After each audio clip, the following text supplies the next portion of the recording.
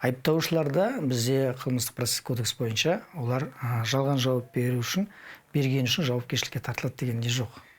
Олардың құқығы биігірек тұрады. Жәбірленушілерге қарағанда. Жәбірленуші мысалға жауап беруден бас тарта алмайды.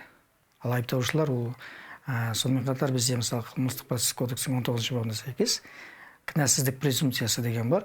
Ол өзінің кінәсіз екенін дәлелдеу міндеті емес. Оның кінәлі екенін дәлелдеу мемлекеттік айыптаушылардың міндеті. Сондықтан ол қандай жауап бергісі келеді, сондай жауап береді. Өтірік айту мүмкін, оны енді сот салыстыра отырып, айғақтардың жиынтығымен зерттей отырып шешім шығарады.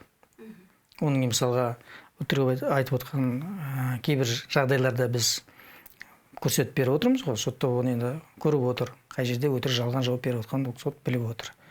Мысалға кейбір сотталушылар айтып жатты, бізге қысым көрсетеді деп. Біз ана бейне жазбаны жауап алуын көрсетіп отқан кезде ешқандай қысымсыз отырды. Сот оның бәрін өз назарына алады.